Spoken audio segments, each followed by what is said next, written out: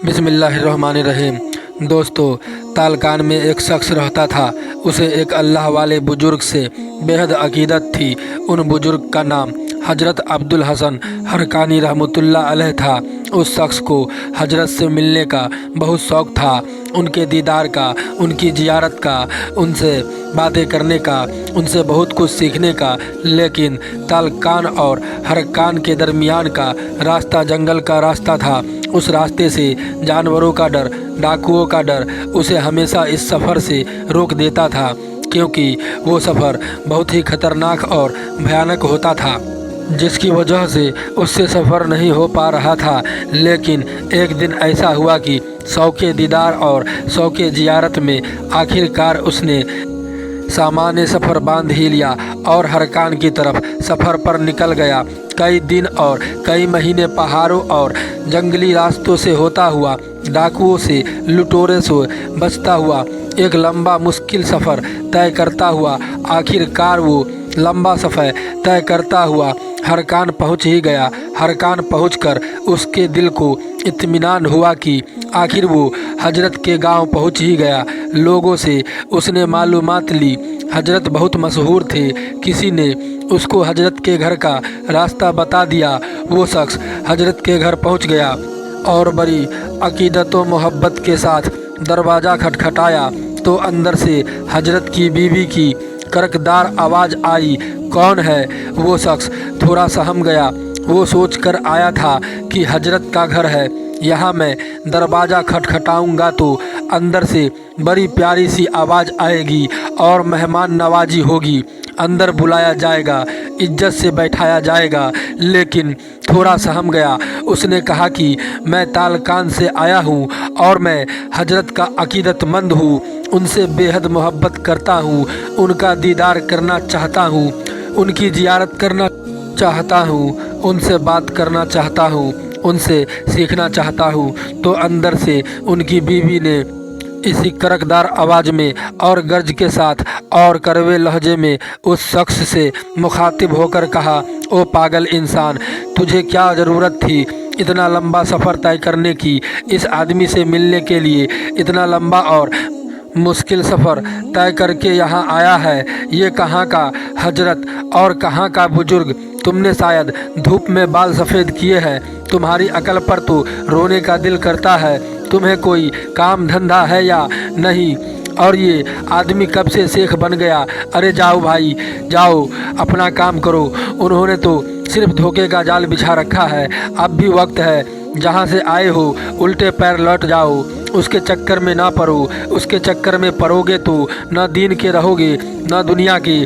जब उस शख्स ने हजरत की बीवी की बातें सुनी तो उसकी आंखों के सामने अंधेरा छा गया, पैरों तले ज़मीन निकल गई। कहने लगा कि हजरत को देखो, हजरत की बीवी को देखो, इनकी बातों को तो देखो। ये हजरत की बीवी है और इतनी बदजुबान, इतनी कड़वी और इतनी बद अखलाक। चलो मेरे बारे में इतनी सारी बातें बोल दिए, कोई बात नहीं, मैं तो बर्दाश्त कर लूँगा। लेकिन हजरत के बारे में इतनी बुरी बुरी बातें की। हजरत के इल्म से तो सारी दुनिया जगमगा रही है और हजरत की बीवी पर तो चिराग तले अंधेरा हो गया। वो शख्स हैरान परेशान होकर हजरत की बीवी की बातें सुनकर उस घर से वापस लौट गया। लेकिन उसने ठान लिया था कि मैं इतना लंबा सफ़र तय करके आया हूँ, इतना वक्त लगा, महीना का सफ़र तय किया, तो हजरत से मिले बगैर तो मैं नहीं जाऊँगा और उनकी बीवी की बद अखलाकी की वजह तो ज़रूर पूछ कर जाऊँगा। वो लोगों के पास आया और हजरत का पता पूछा कि हजरत कहाँ मिलेंगे। तो लोगों ने कहा कि आप जंगल में जाओ, हजरत इस वक्त जंगल में रहते हैं, लकड़ियाँ काटते हैं, लकड़ियाँ लाने के लिए गए होंगे, आप वहां चले जाओ। वो अकीदतमंद जंगल की तरफ निकल पड़ा तो रास्ते में उसे शैतान ने बहकाया कि कहाँ जा रहे हो, कौन सा शेख, कैसा शेख, किसके चक्कर में पड़े हो? अगर ये इतना बड़ा होता तो उनकी बीवी अच्छी होती, ये अपनी बीवी की तरबियत कर देते। वो शैतान अजीबोगरीब वसवसे उस शख्स के दिल में डाल रहा था ताकि वो अपने शेख से बदगुमान हो जाए। लेकिन वो शख्स बड़ा अकीदतमंद था। वो ला हौल वला पढ़ता हुआ आगे बढ़ता गया।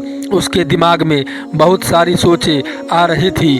उन्हीं सोचों का ताना बाना बुनता हुआ वो चला जा रहा था तो क्या देखता है कि एक शख्स शेर के पीठ पर बैठा हुआ है और पीछे लकड़ियों का गट्ठा लदा हुआ है और हाथ में काला सांप है। वो शख्स पहचान गया, हो न हो ये वही बुजुर्ग है, ये मेरे शेख है। वो मोहब्बत करने वाला अकीदतमंद जब करीब गया तो हजरत से मुखातिब हुआ कि हजरत, जंगल में तो आपका ये मुकाम है कि यहाँ पर आपने हर जानवर को अपने काबू में कर लिया है और जानवरों के बादशाह शेर को भी अपने काबू में कर लिया है, जहरीले सांप को भी अपने काबू में कर लिया है और घर में आपकी बीबी बेकाबू है, आपने उसको काबू में क्यों नहीं किया? वो इतनी बदजुबान, इतनी बद इखलाक। हजरत, ये क्या माजरा है? मुझे समझ नहीं आया।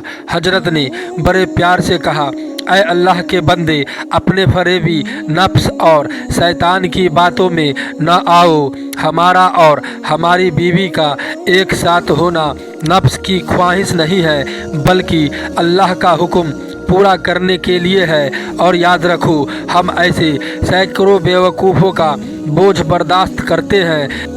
बंदों को बर्दाश्त करना सीखो।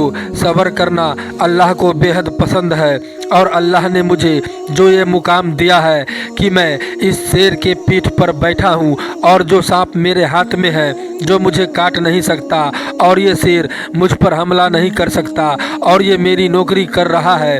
ये सब कैसे हो रहा है? ये सब कैसे मुमकिन हुआ? आपको बताऊं तो वो शख्स कहने लगा, जी हुजूर, मुझे ज़रूर बताइए। तो शेख कहने लगे, ये मेरे बीवी की बदजुबानी बर्दाश्त करने के बदले में अल्लाह ताला ने मुझे ये मकाम दिया है। अगर मैं सब्र न करता तो ये शेर मेरा फर्मा बरदार न होता। तो मेरे दोस्तों, इस कहानी से हमें ये सबक मिलता है कि हर हाल में सब्र और शुक्र के साथ रहना चाहिए। सब्र करने वालों को अल्लाह ताला ऊंचा मकाम अता करता है। बेशक अल्लाह ताला सब्र करने वालों के साथ है। अल्लाह ताला हमें सब्र और शुक्र के साथ ज़िंदगी गुजारने की तौफीक अता फरमाए। आमीन। दोस्तों, उम्मीद करता हूँ ये वाक़या आपको पसंद आया होगा। वीडियो को लाइक करके चैनल को सब्सक्राइब कर दें। खुदा हाफिज़।